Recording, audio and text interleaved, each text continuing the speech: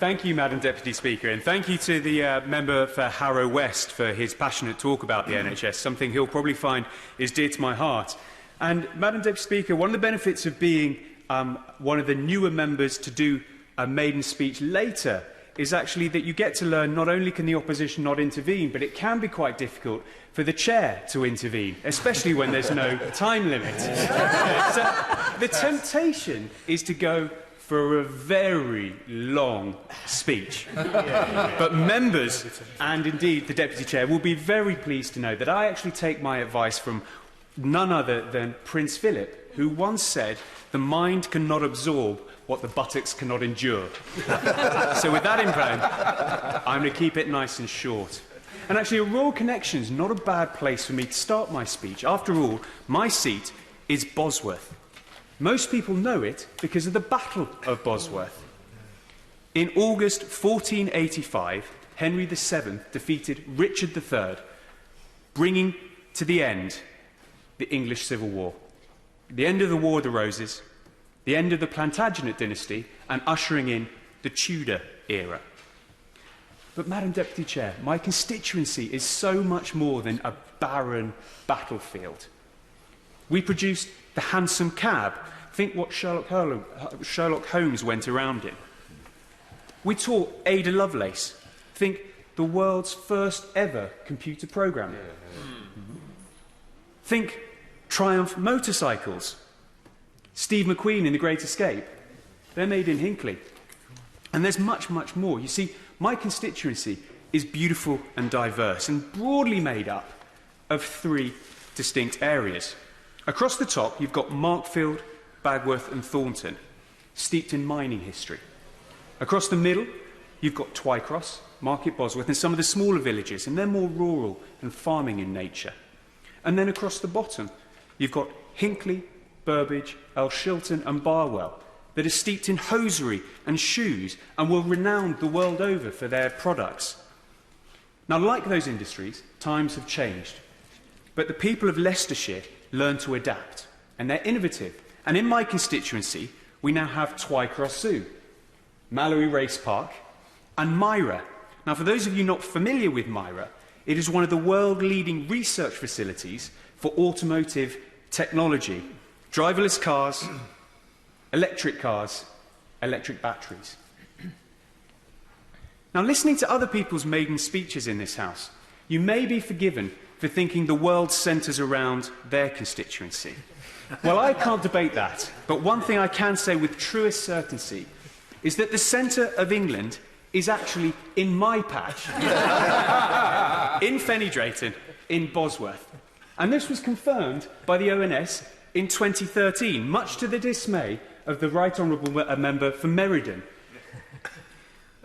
Madam Speaker, it is one of the absolute honours to represent the literal heart of our country here in the spiritual heart of our government. And it's this point I'd like to pay my respect and thanks to my predecessor, who represented Bosworth to Westminster for 33 years, David Tredynick. Now, from the outset, from the outside, it may be perceived with a slight irony that myself as a GP was elected, given his interests in alternative medicine. However, from the inside, what we both share, and I'm in absolute admiration of, is his innate desire and pursuit for improving the wellness of the human state. And that's something I want to take with me going forward in my career. Now, Madam Speaker, you heard I mention there I'm a GP, and I have a declaration to make. My wife is a GP. My father is a GP. My mother is a retired nurse. My youngest brother is a GP. His fiancée is a hospital doctor.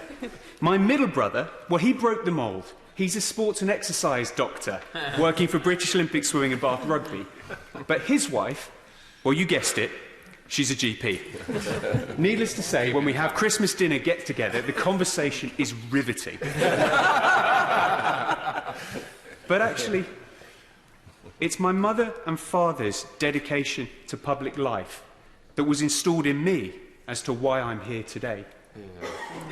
And I wouldn't be here today without the support, dedication, sacrifice and patience of my wife, Charlie, who's in the gallery here today.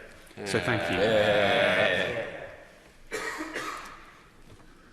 A lot of people ask you when they find out you're transitioning from a GP into an MP, why would you do that? I think my family think I'm mad. Well, I would answer with two retorts. The first one is actually there's a lot of similarities between being a good local MP and a good local GP. You've got to problem solve, you've got to communicate effectively, you've got to distill complex information and give it up towards government and down towards your patients. But above all, you have to care for the people you want to help and earn their respect. And you do that by working hard. And I pledge to work tirelessly for the people of Bosworth. The only difference is, when you finish a GP consultation, you don't say to the patient, "Can you now vote for me?" And that's something I've got to get used to. The second, and probably more corny one, is actually, I want to make things better. And since I was elected in December, I've spent the last few weeks fighting for the people of Hinckley and Bosworth. I've met with the local government ministers to lobby for fairer funding for Leicestershire. I've met with the road minister to ask to improve the A5. I've questioned DCMS about making sure we improve our broadband and mobile phone signal. I've met with the Transport Secretary to ask him to reopen the Ivanhoe line. And I've joined the Health Select Committee in the hope that I can use some of my professional experience to be a critical friend to government to help improve the health of not only Hinckley and Bosworth constituents, but hopefully the nation. And these are the responsibilities that I will take forward and work tirelessly over the coming years to deliver. The final odd question that I get, and I find it strange, and many new members will get it as well, is, well, Luke, what is it you want to change? And I find that a really strange question to ask. Because I don't really want to change the world. I want to solve the world. There are many problems up and down this country, and indeed across the globe. And I think we solve them by empowering people. Now, if healthcare taught me one thing, it's help those that can't and empower those that can. And so I want to be part of a legislative body that helps bring forward legislation to give people the tools to help themselves and help their communities. And that's done not only by protecting their rights, but giving them responsibilities. After all, we can't escape the responsibilities of tomorrow by evading them today. And I think that's a really good motto at all different levels, be it personal, over the choices you make over what you eat, whether you exercise, where you spend your money, about organisations, how they hire their staff, how they look after their staff, where they source their materials. But us too, as a government, over how we deal with debt and the deficit, trade and climate change. So, Madam Deputy Chair, as the new Member of Parliament for Bosworth, I will fight for the rights of my constituents. I will fulfil my responsibilities to them to the best of my abilities, and I will drive this government to empower the country and indeed the citizens to make a better world.